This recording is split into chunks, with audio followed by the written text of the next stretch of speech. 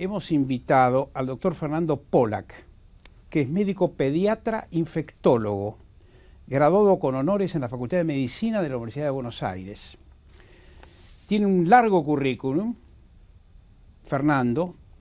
Es también, una preparación también en los Estados Unidos. Es actualmente director científico de la Fundación Infant y profesor asociado en el Centro de Vacunas del Departamento de Pediatría en la Universidad de Vanderbilt, en Tennessee, Estados Unidos.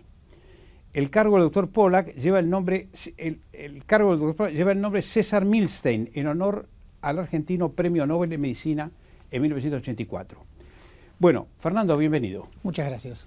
¿Sabés que me impresionó mucho? Porque me recomendaron mucho ver un video en TED Argentina donde explicás un poco tu visión de la medicina. Y contás irrumpís casi periodísticamente, ¿no? Decís que tenés una amiga a quien un médico por mail le dice: tenés una enfermedad terminal, salgo de vacaciones, te veo el martes. Como una muestra, tal vez inventada por vos o tal vez cierta, respecto de los criterios de la medicina actual. Sí, la historia es cierta. La historia es cierta, está un poquito cambiada para que no sea identificable la persona, sí, pero la historia es exactamente así, en términos generales, y tiene que ver con el extremo. Yo creo que eso fue una de las veces en las que yo pude ver el extremo absoluto de la enfermedad tratada casi como una circunstancia más, como un trámite en la vida. Y también porque yo tenía algún vínculo laboral con esta persona y esta persona estaba trabajando con nosotros en el extranjero y de repente se veía indefensa desde todos lados, ¿no? Sin familia. Sin familia. En el extranjero. Enferma, con pocos recursos, en el extranjero. Y para el expatriado las cosas nunca son fáciles. Así es. Y estas cosas, las veces yo viví muchos años afuera y las veces que me ha tocado compartir situaciones de este tipo, bueno, no por ahí tan extremas, pero situaciones de este tipo en general se hace aún más difícil. Claro. Entonces, fue una experiencia bastante... Por suerte terminó todo mejor de lo que parecía, pero fue una experiencia bastante... ¿No fue una enfermedad terminal? Era una enfermedad crónica, no curable, que no resulta terminal. Claro. Bueno, pero ahí, en ese video en TED, hablas de la deshumanización de la medicina. Y pones como ejemplo a tu abuelo, el doctor Pollack, y a tu padre, el doctor Pollack. Venís a ser la tercera generación de médicos. Sí, por suerte mi hijo estudia filosofía. Por suerte tu hijo estudia filosofía, me parece fabuloso.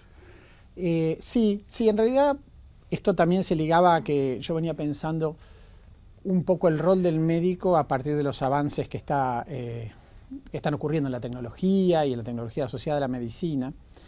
Y esta percepción tan difícil de que por un lado el médico dice, bueno, voy a tener las herramientas para curar todo, y lo que vamos viendo aquellos que estamos en el otro costado, que es el costado de la investigación médica, es que las respuestas van a ser de tal complejidad que el médico va a tener mucha dificultad de interpretar las respuestas directamente en el consultorio. Es decir, uno imagina un test que le va a decir al médico, este paciente va a tener tal cosa o tal otra, y lo que estamos aprendiendo es que todavía no estamos en ese lugar, que estamos en un lugar donde vamos a tener un test que nos va a decir, por ejemplo, este paciente viviendo en tal lugar, en tales condiciones, comiendo esto, con tales relaciones sociales, etcétera, etcétera, tiene tal riesgo, pero si esto va para el otro lado y vive en aquel otro lugar y come esto otro, la respuesta puede ser inclusive la opuesta. Eso es interesante porque hace unos años se presentaba como la panacea esto de testear el genoma humano, sí, y entender todas las enfermedades, y el genoma humano no es más que un eslabón más de todo este océano de cosas a las que estamos expuestos, ¿no? Medio ambiente, emociones, alimentos, etc. Sí,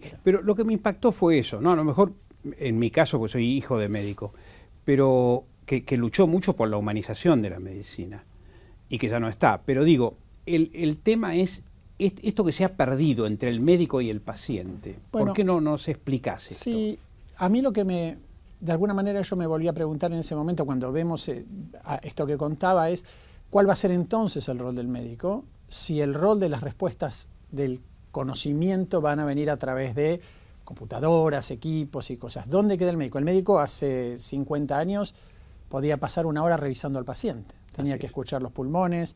Hablábamos de las distintas especialidades. Un médico podía estar 15 minutos revisando los intestinos con la mano en la panza para ver dónde había inflamación.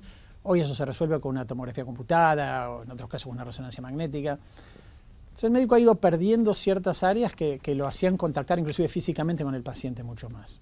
Y yo pensaba que tal vez dónde iba a quedar lo que hacía especial al médico una vez que uno pueda ir a una máquina y recibir los diagnósticos por computadora. Porque este proceso que el médico no puede hacer de factorear 20 cosas que terminan causando o previniendo una enfermedad, sí lo pueden hacer máquinas súper desarrolladas. Exactamente. De manera tal que yo pensaba, bueno, tal vez ahí es donde el médico pueda recuperar un valor que era lo que hacía el médico desde la época del médico brujo, ¿no? Ahora, que es escuchar. Fernando, ¿no es parte de una especie de ruptura del servicio médico en general? ¿No hay ahí incidencias económicas, financieras, oportunistas de los sistemas de salud? Sí, bueno, eso es lo que... Sí, yo justamente quería hacer ese punto. Esto es, en gran medida, responsabilidad de un sistema que ha abusado mucho del médico en los últimos 30 o 40 años. Médicos que hacen 2, 3 guardias a los 50 años para llegar a fin de mes, médicos que tienen dificultades para poder expandir su formación, poca valoración de la formación del médico por parte de los prestadores de salud. No hay una noción de qué es un buen médico y qué es un mal médico. Muchas veces hay instituciones que contratan a un médico basado en su disponibilidad de trabajar por una X cantidad de plata y no por su formación. Y la verdad que eso es un costo muy caro a pagar, no solamente por los médicos, que obviamente esto empobrece el sistema médico, sino por la población, que ni siquiera entiende que eso está sucediendo. Y eso a mí me parece que es uno de los costos más graves que paga la sociedad argentina en ese sentido. Si yo tuviera que decir. Sí. ¿Las universidades forman buenos médicos en la Argentina? ¿O relativos médicos? Yo a la Universidad de Buenos Aires le estoy muy agradecido porque a mí me formó para irme al extranjero y volver. Y yo llegué al extranjero siendo médico, con la capacidad de ponerme, con un poco de trabajo, pero ponerme a la par de los médicos americanos. Yo estuve en universidades muy buenas en Estados Unidos. Y nunca tuve un centavo de deuda, por ejemplo, cosa que también es un tema discutible, ¿no? Pero la verdad que yo estaba parado en el mismo lugar que personas que tenían $200.000 de deuda para pagar en los primeros años de vida. Está claro que si las universidades... Sí, hay que explicar que el sistema es que te otorgan una beca o te otorgan la ayuda, pero luego hay que devolver a los centros que facilitaron tus estudios, ¿no? Exactamente. Yo, la verdad que como producto de la educación pública, no puedo no decir que yo fui un beneficiado de eso. Es verdad que eso compromete otras partes de la educación tal vez, como por ejemplo la formación en ciencias básicas. Las ciencias básicas son muy caras y es muy difícil hacer una formación en ciencias básicas sin recursos económicos. El Estado tiene que hacer una decisión estratégica de poner esos recursos para que los estudiantes de medicina las aprendan. Cuando yo empecé a trabajar afuera, tenía una enorme inquietud por las ciencias básicas, había tenido profesores fenomenales en inmunología, en microbiología, que me habían despertado muchas ganas de aprender, pero poco menos que había visto un microscopio un par de veces, ¿no? ¿Qué te parece? Tenía muchas limitaciones. Ese es un tema que, bueno, que es complicado. Pero si tuvieras que comparar la formación de los médicos en la Argentina frente a otros países, y especialmente Estados Unidos, ¿qué dirías? Bueno, yo diría... Sin comprometerte, naturalmente. Sí, no, yo diría que... Bueno, es difícil. Yo diría que cuanto más temprana es la formación en la vida, mejor es para mí, esto es bastante polémico, pero es mi experiencia, la formación argentina respecto de las formaciones en otros países, y cuanto más tardía es, más empieza a pesar la tecnología, el acceso a recursos económicos, la organización. No termino de entender esta... Yo digo que una escuela primaria para mis hijos la quiero en Buenos Aires. ¿Una escuela primaria la querés en Buenos Aires? Bueno, yo puedo pagar una educación privada y por ahí estoy diciéndolo por eso. Yo no sé si diría lo mismo por ahí hoy en la escuela pública. Pero me gustaría que la escuela pública pudiera permitir que uno dijera exactamente eso, porque yo creo que hay ciertos valores, tan vituperados como está la sociedad argentina, hay ciertos valores que para mí son centrales alrededor de la familia, de la amistad, del trato del chico como un chico, que la Argentina tiene, que los países centrales, mi experiencia de Estados Unidos, no los tienen. Es muy distinta la crianza de un chico allá. Cuanto más se va extendiendo la formación y uno llega al periodo universitario, más empiezan a pronunciar las diferencias, porque un chico que está en tercer año de la universidad en Estados Unidos puede estar en el laboratorio de un premio Nobel a la mañana y en la clínica de Harvard a la tarde. Eso es muy difícil de machear, eso no es una broma. Entonces, ahí se empiezan a acentuar esas diferencias. Yo creo que Argentina tiene buenos médicos, que tiene que, desde mi punto de vista, y esta es una opinión personal, trabajar para mantener esa calidad a medida que uno se mantiene ya en la profesión, que no es una profesión que tenga una calidad menor que los países que nos rodean, y tenemos mucho también por tomar y aprender de otros lugares, ¿no? Como siempre es así. Contame un poco, sos pediatra. Soy pediatra. ¿Cuáles son las patologías más trascendentes en Argentina? En materia pediátrica, en materia para la medicina para chicos, va. Yo soy un pediatra que se dedica hoy a la investigación pediátrica, por lo tanto, mi opinión siempre es sesgada ahora, porque yo paso el día viendo enfermedades respiratorias. Fernando, no seas humilde. No, la verdad. Yo veo enfermedades respiratorias todo el tiempo. Entonces, para mí, pero yo creo que para todo papá y mamá, ¿cuáles son los problemas pediátricos? Las enfermedades respiratorias en el invierno y las diarreas en el verano. Y cuanto más uno acentúa las necesidades, las poblaciones cuanto más necesitan de recursos, pues más fuerte es esa realidad. Entonces, efectivamente, las enfermedades respiratorias son las más importantes en estas áreas del mundo. Sí, ¿no? sí. ¿Y cómo se solucionan en la Argentina? Bueno, quizás... Pusiste cara de asombro sí, sin saber qué responder. No, tal vez porque no se pueden solucionar hoy ni siquiera globalmente. Este problema lo tiene Suecia, Estados Unidos, Europa, nosotros. Quizás hay sí distintos grados del problema. Esto yo pensaba, de alguna manera, si uno mira a la Argentina, quizás esta es una buena manera de esquematizar el tema, ¿no? Yo veo esto como tres tipos de países. Sí hay países que están en el medio o flotando entre las categorías y por ahí esto no es tan absoluto, pero hay un grupo de países, por ejemplo, ciertos países del Subsahara en África o algunos países del sudeste asiático, no el sudeste asiático tradicional, hablo de los países pobres, Bangladesh, etcétera. Son países que por ahí una nueva vacuna puede cambiar la mortalidad dramáticamente. Es decir, una intervención al sistema directa puede cambiar la suerte de los chicos. Las sales de rehidratación de la OMS, ¿no? La Organización Mundial de Salud hizo unas sales para rehidratar las diarreas, ¡pum!, tremendo impacto en la mortalidad. Esto es viejo. Vitaminas, de repente aparece la vitamina A y soluciona un montón de problemas en chicos con sarampión. O una vacuna nueva, una vacuna que se puede distribuir mejor. Eso son un grupo de países. Hay otro grupo de países que tiene un nivel tecnológico que realmente lo que empieza a tener son problemas por la tecnología. Nosotros tenemos un nivel de vida en ciertos países, inclusive hay ciertas regiones por ahí de la ciudad de Buenos Aires, la ciudad de Córdoba, que la gente tiene problemas por un exceso de confort, ¿no? Obesidad, diabetes, enfermedades crónicas, asma, que es una enfermedad en parte de la exposición a la higiene, la falta de microbios, esto es un tema muy interesante, otras enfermedades autoinmunes, tumores, cosas que en buena parte han subido en su incidencia con la modernidad. Y son problemas de que las cosas están muy ordenadas de acuerdo al criterio que nosotros tenemos hoy del orden. Claro. Y después hay países en el medio, que es donde yo creo que está la Argentina, que han pasado de tener esas eficacias fenomenales por una vacuna, porque están mejor que esos países, y que no tienen el nivel de desarrollo global, si uno mira a la Argentina en su totalidad, para estar solamente enfrentando los problemas de la modernidad. Y en esos países, el tránsito de un lugar a otro es aburrido, es metódico, es logístico. Es que todos los días los chicos sean vistos cuando tienen que ser vistos en las salas de atención primaria, es que los chicos reciban las vacunas cuando las tienen que recibir, es que los hospitales tengan todos los requerimientos para que los chicos cada día que necesitan atención la tengan, es un planeamiento de la formación educativa, etcétera, etcétera. No hay grandes brillos, no hay goles a Inglaterra en el Mundial del 86 en este sentido. No hay un Maradona. No hace falta.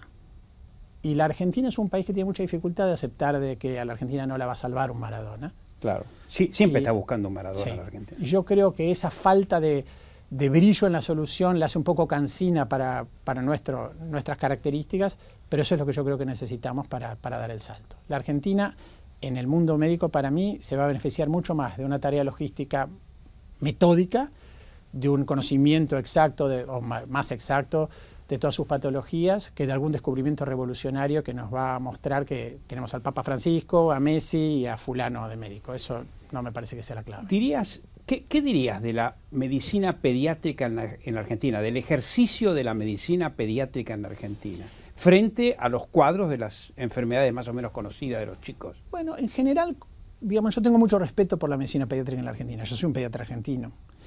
Me formé con pediatras argentinos, incluido mi padre. Convivo con pediatras argentinos todos los días. Yo creo que no es mentira cuando la gente dice que dentro del mundo de los médicos argentinos y dentro del mundo de los argentinos en general hay gente muy sagaz, vamos a ponerlo de esa manera. Eso no implica la sagacidad, no es todo, ¿no? Pero muy inteligente, gente inquieta. Hay una enorme dosis de humanidad en la medicina, en la pediatría argentina comparada con, por ejemplo, la medicina de adultos, que yo la vivo como paciente. Y con la mayoría de las pediatrías en otros lados, en el sentido directo del médico. Yo creo que la humanidad de un sistema no es solo el médico, es el sistema. Y eso es una cosa que a los argentinos les cuesta entender. Yo, para desviar el tema un poquito de la medicina, me pasa todos los días cuando viajo a trabajar y tengo que separar la basura cuando voy caminando por la calle porque está todo roto. Sí. Eso es también parte veredas rotas, caca de perro. Total, y basura abierta. Sí. Y parece que eso es el grupo social, esto es la sociedad argentina. Y bueno, y eso es calidad de vida. Entonces, que un hospital tenga todos los elementos, que los padres puedan estar contenidos, que no vuelvan a la casa y repitan la misma enfermedad que tuvieron 15 días antes, es también parte de derechos humanos y de respeto a las personas. Entonces, hablando estrictamente del mundo médico, yo digo, bueno, los médicos realmente tienen una enorme... Yo siempre me acuerdo cuando yo estaba terminando la carrera de medicina, estaba haciendo un curso con un médico y el médico me dijo qué difícil que es trabajar con la enfermedad. Estar parado en el lugar donde los pacientes tienen los momentos más angustiantes a veces en su vida, las familias. Y qué distinto que es con, y esto con todo respeto, con ser arquitecto y diseñar una casa para alguien. Entonces yo creo que bueno, que requiere una dosis de humanidad ser médico, que no es fácil, no es ninguna pavada. Yo lo digo ahora que no practico, así que no lo digo por mí. Y en ese sentido yo creo que los pediatras argentinos la tienen. Y yo creo que hay un esfuerzo, yo creo que ha habido muchos esfuerzos en estos años, en ese sentido sí, de mejorar ciertas condiciones que se parecen más a la primera fase que yo hablaba, ¿no? Hay muchas más vacunas, el modelo de... Hay toda una discusión médica que no termino de entender. Los pro vacuna y los neutros con vacuna y los antivacunas. Sí. ¿Cómo es esto? ¿Cuál es tu postura al respecto? Bueno, mi postura es radical. A ver, y no en el sentido de la tiene UCR. Nada que ver con Sanz ni con el Partido Radical. No, la verdad que no. Pero yo creo que la persona que es capaz de hacer que es capaz de tomar una posición fuerte antivacuna, de alguna manera hay hay un elemento central que es que está jugando con la decisión social de vacunarse alrededor. Lo voy a explicar mejor. Sí. Si uno está en la Argentina y decide no vacunar a su hijo contra la difteria, probablemente no pase nada más que tenga dificultad de ir al colegio, porque el colegio le va a pedir la vacunación. Si uno está en el medio del África y hace esa decisión, pues va a perder su hijo por difteria. Entonces, al no vacunar al hijo en la Argentina, en realidad lo que se hace es usar la vacunación de toda la gente de alrededor que no permite que este chico le llegue ni siquiera la posibilidad de ser expuesto a la enfermedad. Yo cuando empecé trabajando en sarampión. Y nosotros teníamos un programa grande para desarrollar una vacuna de sarampión nueva para reemplazar a la vacuna que está hoy. Y era un programa que yo no encabezaba, yo era un estudiante. Es importante señalar un tema significativo, Fernando, y es que la gente se moría hasta la década del 30 o del 40. Los chicos podían morir de varicela, de sarampión y de todas estas pestes, ¿no? Bueno, en el año 95 más o menos, yo no quiero equivocarme de año, pero debe haber sido 95, 99 inclusive, había 1 millón de muertes de sarampión, que eran todos chicos. ¿Qué tal? Casi todas ocurriendo en la zona del cinturón central del África, digamos. Y ese número bajó a casi 100.000 chicos. Esos son 900.000 personas vivas por la vacuna. Que se salvaron. Que se salvaron por la vacuna. ¿Una vacuna puede tener efectos adversos? Sin ninguna duda. Eso es verdad. Todo puede tener efectos adversos. Uno puede comer algo, no sé, se puede comer un pescado al lado de un restaurante al río y puede tener una reacción alérgica. Eso no hace al pescado malo. Y los beneficios de las vacunas han sido probablemente los más importantes que ha habido en el mundo occidental en los últimos 100 años. Por las vacunas, nosotros tenemos chicos sin polio, tenemos chicos sin sarampión, no existe la viruela, tenemos mucho menos problemas con la gripe de lo que teníamos. Las vacunas han sido un avance fenomenal, fenomenal. Van a desaparecer cosas que ni siquiera imaginábamos. El pediatra de hoy no conoce las enfermedades que veían los pediatras en la época de mi papá. Tratemos de recordar a los a los que están escuchando ahora el programa que la gripe se cobraba millones.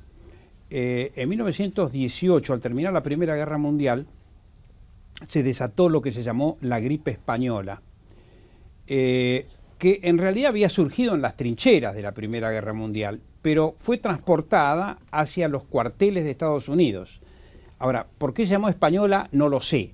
Parecería ser, me lo explicó Fernando fuera de cámara, que esta gripe, los síntomas se detectaron en primer lugar en España. Pero bueno, las cifras de muerte en 1918 fueron más que los muertos en la Primera Guerra Mundial. Esta peste mundial de la gripe española se cobró millones.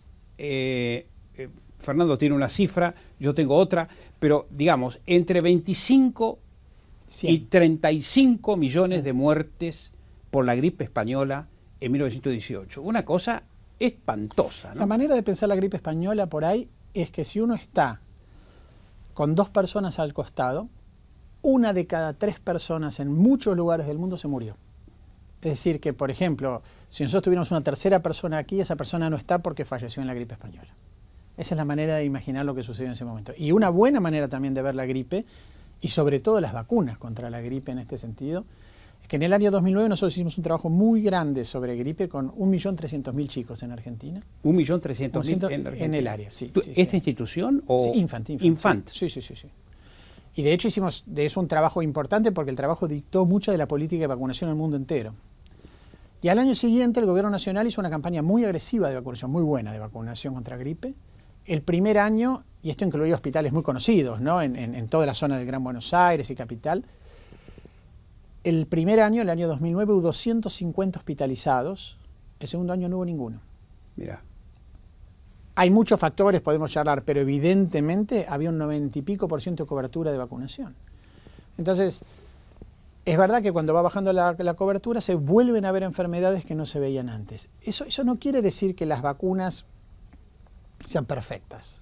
No hay problemas con las vacunas, las puede haber, pero las vacunas son un elemento de solución que cambia la vida de los pueblos y sobre todo los pueblos más expuestos en forma radical. Es lo que yo decía de Dirías los pueblos. Que es un dique de contención. Pero es fenomenal. No es lo único, pero es fenomenal. Sí. Ahora, ¿te puedo hacer una pregunta cándida? Sí, cómo no. A veces hago preguntas cándidas. Decime un poco, ¿por qué no surge el medicamento adecuado para frenar el proceso, primero el resfrío y luego la gripe? Es decir, ¿por qué? ¿Porque mutan las cepas? ¿Cuál es el factor? No, porque, bueno, por varios motivos. No hay remedio contra el resfrío. Si te dan antipiréticos y chau, listo. No hay, en realidad la explicación de por qué no hay es quizás la parte más fácil. No hay porque la nariz y toda la parte de la faringe, que es la parte de atrás de la garganta, es un área a la que las defensas tienen mucha dificultad en llegar y los virus no son fáciles de matar. Y uno suele empezar a darse cuenta que un virus está en el cuerpo cuando el virus llegó a la máxima expresión. Es decir, un virus tiene un tiempo de ir como dominando un sector del cuerpo. Y recién se nota el virus cuando el virus está totalmente expandido en el territorio, ¿no? Es como que el virus es el ejército contrario y ya invadió. Entonces ahí ya hay resfrío. Y de ahí viene todo el proceso a curarse el resfrío. Y lo mucho que pueden hacer los antivirales hoy es acortar ese tiempo de curado. Acortar el tiempo, porque uno no sabe que se va a resfriar, el cuerpo no sabe, bueno, el cuerpo lo sabe, pero uno, persona y el médico no saben que se va a resfriar hasta que el resfrío ya ocurrió. Entonces, ese es un punto. El segundo punto es que como el sistema inmune no llega fácil a los sectores de la nariz y la faringe, una vacuna no alcanza para proteger esos sectores. Puede proteger los pulmones, pero tiene dificultad de llegar a la nariz. Entonces, aún las no logran vacunas, frenar a este ejército invasor. Es muy difícil llegar ahí. Es muy difícil alcanzar la cantidad de defensas en el lugar que se oponen a la cantidad de virus que entran cuando uno respira un ¿Pero virus. crees que en el futuro puede surgir? No. No, seguro que va a surgir, pero hay varias preguntas. La primera es, no es lo primero que va a pasar, la primera respuesta. Y la segunda respuesta es que en ciertas poblaciones quizás no sea lo mejor. Quizás no querramos vivir sin resfríos. Yo digo esto fácilmente. Quizás no sea lo mejor que el ser humano viva sin resfríos. La ausencia de todo contacto con bacterias o virus o lo que sea, otros agentes infecciosos, no es necesariamente deseable. no es necesariamente deseable. Nosotros le hemos puesto un valor moral a estas cosas, ¿no? Además de la dificultad y la incomodidad que causa estar enfermo, todo lo que sea alejar la enfermedad se ve como, bueno, obviamente como un valor en sí mismo. Y las enfermedades han coexistido con nosotros por 6 millones de años, y en algunos casos, no en los casos que son mortales, porque no tiene ningún sentido agarrarse viruela y morirse, pero en algunos casos nosotros hemos usado de bastón estas enfermedades para, de alguna manera, modelar quiénes somos hoy en nuestras defensas aprenden de esas enfermedades. Entonces, para hacerlo muy sencillo, pero esto es bastante largo en realidad, por ahí es mejor tener un resfrío y aprender ese germen que no tener un resfrío y despertarse cuando uno tiene una neumonía. Correcto. Te propongo una pequeña pausa, pequeñita pausa, y enseguida volvemos, porque quiero preguntarte más sobre el tema de los virus. Ya volvemos.